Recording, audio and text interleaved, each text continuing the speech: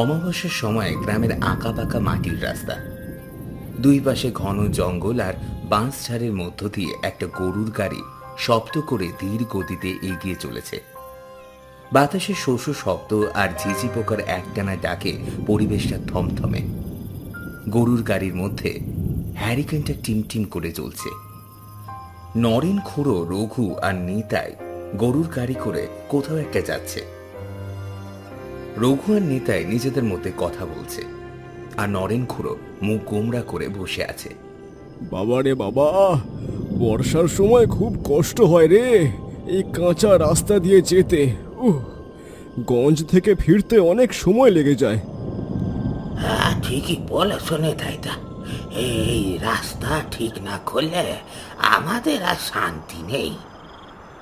হ্যাঁ হ্যাঁ, যত দ্রুত সম্ভব এই রাস্তা ঠিক করতে হবে। রাতের বেলা এই রাস্তাতে যাওয়া খুব কষ্টকর হয়ে যায় রে। আবার চারিদিকে কেমন ঘুটঘুটে অন্ধকার। দূর দূর দূর, বেশ ভয়ও লাগে। হ্যাঁ, দেখি গ্রামের সবাই মিলে এই রাস্তাটা পাকা করার ব্যবস্থা করব। আরে, আমি তো ভুলেই গিয়েছিলাম। আজকে তো অমাবস্যার রাত। শুনেছি এই অমাবস্যার রাতে মৃত আত্মারা সব জায়গায় ঘুরে বেড়ায়। দূর, ও সব আদিমকালের গল্প শোনাইও না তো নেতাইদা। মরা মানুষ আবার ফিরে আসে নাকি? সব আন্দাজে গপ্প। আরে আসে আসে, আমি শুনেছি। আরে ও খুড়ো, তোমার হলো কি বলো তো? অমন মুখ গোমরা করে বসে আছো যে। নরেন খুড়ো কোনো জবাব দেয় না, অন্যমনস্ক হয়ে চুপচাপ কিছু একটা চিন্তা করছে। এসব আমি বিশ্বাস করি না। যতদিন নিজের চোখে দেখতে পারবো না ততদিন বিশ্বাস আমি করব না, তাই না খুড়ো? তুমি কিছু বলছো না কেন? হ্যাঁ খুড়ো? নরেন খুড়ো চিন্তায় ধ্যানমগ্ন থেকে বের হয়ে বলল, বিশ্বাস করছিস না বুঝলাম, কিন্তু যা কোনোদিনও চোখে দেখিসনি তা নিশ্চিন্তে কিভাবে বলতাছিস যে তারা নেই? আরে খুড়ো, কি সব বলছো? মরার পরে সবাই কবরে চলে যায়। মরার পরে কেউ আবার ফিরে আসে কি? আরে বেটা, সবাই ফিরতে চাইলেই কি ফিরতে পারে নাকি? কারোর যদি কোনো অপূর্ণ ইচ্ছে বাকি রয়ে যায় তখনই সে ফেরে। যদি তোর বন্ধু মারা যাওয়ার পরে তোর সাথে কথা বলে, এটা আশ্চর্যের ব্যাপার, তাই না? খুড়ো, তুমি দেখেছো নাকি? হঠাৎ এই প্রশ্ন করলে যে। হ্যাঁ খুড়ো, তুমি কি সত্যি সত্যি দেখেছো? নরেন কোন একবার নেতাই আর রঘুর দিকে তাকায়, তারপর একটা দীর্ঘশ্বাস নিয়ে বলে, হ্যাঁ, দেখেছি। এটা কোনো বানানো গল্প নয়, এটা এক সত্য ঘটনা। এই ঘটনা ঘটেছিল আমার চাচাতো ভাইয়ের সাথে। ও খুড়ো, আমার খুব জানতে ইচ্ছা করতেছে, তাড়াতাড়ি বলো না। আমার বয়স যখন 25 বছর, আমার চাচাতো ভাই ফিরোজের সাথে এক দুর্ঘটনা ঘটে যায়। ফিরোজের সব থেকে কাছের বন্ধু ছিল রমেশ। ফিরোজ তার জমি বিক্রি করে রমেশকে শহরে পাঠায় ব্যবসা করার জন্য, কিন্তু ওর বন্ধু শহরে গিয়ে তাকে ভুলে যায়, তার সাথে কোনো যোগাযোগই রাখে না। কিন্তু ফিরোজ রমেশকে খুব ভালোবাসতো। কেমন স্বার্থপর বন্ধু! যেই বন্ধু সাহায্য করলো তারই কিনা ভুলে গেল। তারপর কি হলো খুড়ো? আচ্ছা শোন, এভাবে কয়েক বছর কেটে যায়। একদিন হঠাৎ এক বৃষ্টির রাতে আমি আর ফিরোজ একসাথে শুয়েছিলাম খাটে। চারিদিকে অন্ধকার, জোরে জোরে বৃষ্টি হচ্ছিল। হঠাৎ মধ্যরাতে দরজার সামনে কড়া নাড়ার শব্দ হয়। কেউ জোরে জোরে দরজায় ধাক্কা দিচ্ছিল। ফিরোজ, এই ফিরোজ, বাড়ি আছিস? দরজাটা একবার খোল। আমি আর ফিরোজ শব্দ শুনে ঘুম থেকে উঠে পড়েছিলাম। হ্যাঁ, এত রাতে কে কে ডাকে? ঝড় বৃষ্টির এত রাতে হঠাৎ কে আসলো ভেবে ফিরোজ আর আমি চিন্তায় পড়ে গিয়েছিলাম। এত রাতে আবার কে আইবে নরেন ভাই? আমার কি দরজাখান খোলা ঠিক হইব? আমারও তো সেটাই প্রশ্ন, এই মধ্যরাতে কে আসতে পারে? আচ্ছা খোল দেখি, কি বলতে চাই শুনি। যদি চোর ডাকাত হয়, লাঠি দিয়ে মেরে ঠ্যাং ভেঙে দেব। কিরে, কি হলো? তাড়াতাড়ি খোল, আমার যে অনেক বড় বিপদ। ফিরোজ ওর কণ্ঠ শুনে বুঝতে পেরেছিল এই কণ্ঠ সে আগেও শুনেছে। তখনই সে বুঝতে পারলো এটা আর কেউ নয়, রমেশের কণ্ঠ। তাই ফিরোজ তাড়াতাড়ি দরজা খুলে দিল। দরজা খুলে আমরা দেখলাম একটা চাদর মুড়ি দিয়ে কে যেন দাঁড়িয়ে আছে। বৃষ্টিতে সারা শরীর ভিজে গেছে। ফিরোজকে সে তখন বলল, কিরে, আমাকে চিনতে পেরেছিস? আরে কেন চিনতে পারবো না? তুই যে রমেশ, তোর কণ্ঠ শুনে তো টের পাইছিলাম। তা এত রাতে হঠাৎ এই গ্রামে? হ্যাঁ, আমি এসেছিলাম তোর কাছেই, তোকে দেখার জন্য। অনেক দিন তোর সাথে দেখা করিনি, আমাকে মাফ করে দিস ফিরোজ। আসলে জীবনে টাকা পয়সা, গাড়ি বাড়ি এসব কিছুই না, সেটা আমি এখন বুঝতে পেরেছি। কি যে কইস রমেশ, আরে আমি তোরে অনেক দিন আগেই মাফ করে দিছি, বুঝলি? আমি এইসব নিয়ে আর কিছু মনে করি না ভাই। তা তুই বাইরে দাঁড়িয়ে আসিস কেন? আরে ঘরে আয়, ঘরে আয়। তোর শরীর যে পুরো ভিজে গিয়েছে রে, তুই ঘরে আয় তো আগে। না না, আমি বাড়িতে ঢুকবো না, আমার যে অনেক কাজ।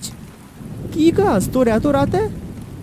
আমি আর আমার শহরের 4 বন্ধু এসেছিলাম গ্রামে ঘুরতে আর তোর সাথে দেখা করতে, কিন্তু প্রচণ্ড বৃষ্টির কারণে রাস্তাঘাট কিছুই দেখা যাচ্ছিল না।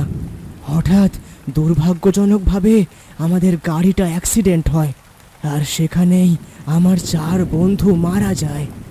কি বলিস রমেশ? তা তোর বন্ধুরা এখন কোথায়? তারা ওই রেলওয়ে স্টেশনের সেই কবরস্থানে আছে, তাদেরকে কবর দিতে হবে।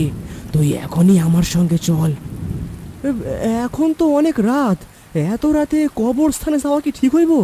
আর এত জোরে প্রচণ্ড বৃষ্টি হইতেছে, যাব কেমনে? ফিরোজ, ওদেরকে তাড়াতাড়ি কবর দিতে হবে, না হলে শরীরগুলো পুরো পচে যাবে বৃষ্টিতে। তুই আমাকে একটু সাহায্য কর ভাই, এই গ্রামে তুই ছাড়া আমার আর কেউ নেই। আচ্ছা রমেশ, চল তাইলে। নরেন ভাই, আমার এক বন্ধু আইছে, তারা খুব সমস্যা আছে বুঝলে।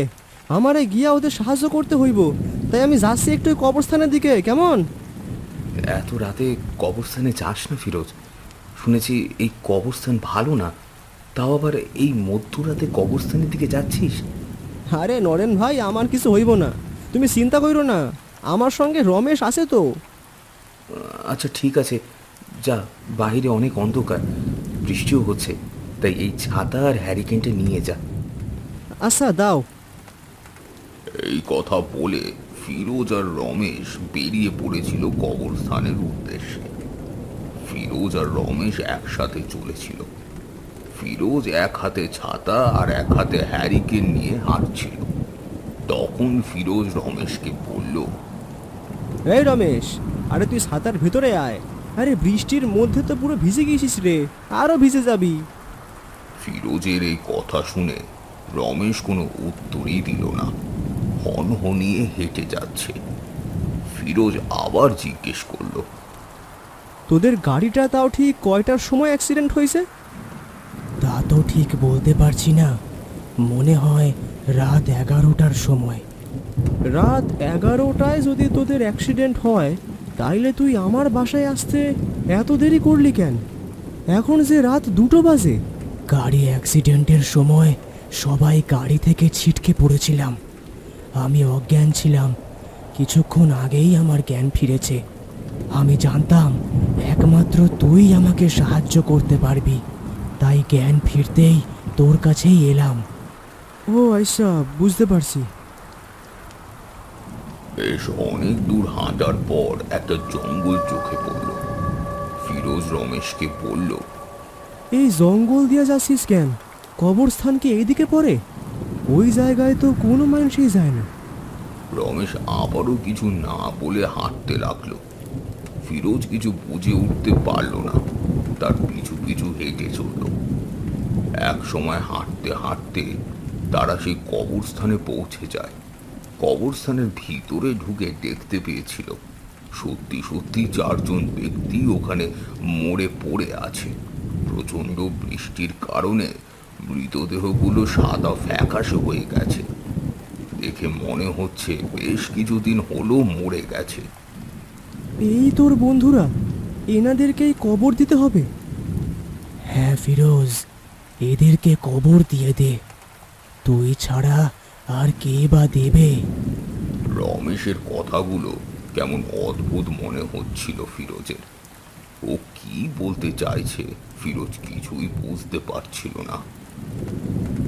ফিরোজ আর ওই সবে খেয়াল না করে 4 জনকে কবর দেওয়ার ব্যবস্থা করতে লাগলো। হঠাৎ দেখে 4 জনের পাশে একটি কবর খোঁড়া। বৃষ্টির কারণে সেখানে পানি ঢুকে গেছে। ঠিক সেই সময় দেখে রমেশ ওই খোঁড়া কবরের সামনে দাঁড়িয়ে আছে। রমেশ, আরে ওইদিকে দাঁড়িয়ে কি দেখছিস? ফিরোজের কথায় রমেশ কোনো জবাবই দিল না। ফিরোজ তখন কৌতূহলবশত এগিয়ে গেল।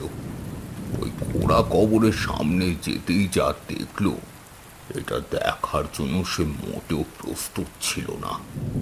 সে দেখল কবরে শুয়ে থাকা ব্যক্তি আর কেউ নয়, তার বন্ধু রমেশ। তার মৃতদেহ কবরে শুয়ে আছে, তার শরীরটা ফ্যাকাশে হয়ে গেছে। এটা দেখে ফিরোজের মাথায় যেন বাজ পড়েছিল। সে কবর থেকে চোখ সরিয়ে দেখল যেখানে রমেশ দাঁড়িয়েছিল সেখানে সে নেই। ভয়ে তার হাত পা কাঁপতে শুরু করলো। দৌড়ে সেখান থেকে পালিয়ে যেতে লাগলো। আচমকা ফিরোজের পথের সামনে রমেশ দাঁড়িয়ে পড়ল।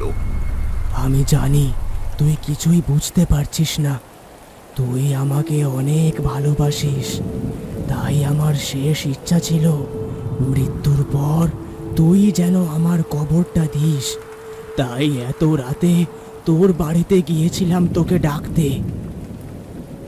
তুই তুই আমার বন্ধু হতে পারিস না, কখনোই না। সেই 4 জন বন্ধুর সাথে আমিও এখানে মারা গিয়েছি ফিরোজ। প্রথমে আমিও বুঝতে পারিনি, তারপর আমার লাশ দেখে বুঝতে পারলাম যে আমিও মারা গিয়েছি ভাই। যতক্ষণ তুই না আমাকে কবর দিবি ততক্ষণ আমার আত্মা এভাবেই ঘুরতে থাকবে ফিরোজ। রমেশ, তুই আমার অনেক ভালো বন্ধু। আমি তোর এই শেষ ইচ্ছে অবশ্যই পূরণ করব ভাই। এই বলে ফিরোজ রমেশের কবরে মাটি দেয়। আর দেখতেই দেখতে রমেশের আত্মা হাওয়ায় মিলিয়ে যায়। তখনই হঠাৎ অনেক জোরে বাতাস এসে হ্যারিকেনের আলো নিভে যায়। তারপর তারপর কি হলো খুড়ো? ফিরোজ কি বেঁচে আছে? পরের দিন সকাল 5টা বাজে। ঘুম থেকে উঠে দেখি ফিরোজ এখনো আসেনি। আমি তখনই দৌড়ে চলে যাই সেই কবরস্থানে। গিয়ে দেখি ফিরোজ একটি কবরের উপর পড়েছিল অজ্ঞান অবস্থায়। ওর পাশে পড়েছিল 4 জন লোকের লাশ। এখন কি তোমার ভাই সুস্থ আছে খুড়ো? ওই রাতের পর থেকে ফিরোজ কেমন জানি হয়ে গেছিল। এখন সে মানসিক রোগী হয়ে আছে। একা একা কথা বলে। ওর কথা শুনে মনে হয় যেন সে রমেশের সাথে কথা বলছে। কি ভয়ঙ্কর ব্যাপার রে বাবা! ওই রমেশের আত্মা মনে হয় এখনো ওই ফিরোজের সঙ্গেই আছে। হ্যাঁ, আমারও মনে হয় রমেশের আত্মা যায়নি, এখনো ফিরোজের সাথেই আছে। হয়তো আমরা এসে পড়েছি, চল নেমে যাই। হ্যাঁ, চলো চলো। তোমার গল্প শুনে আমার ভয় লাগতে শুরু করেছে খুড়ো। তাহলে এবার বিশ্বাস হলো তো?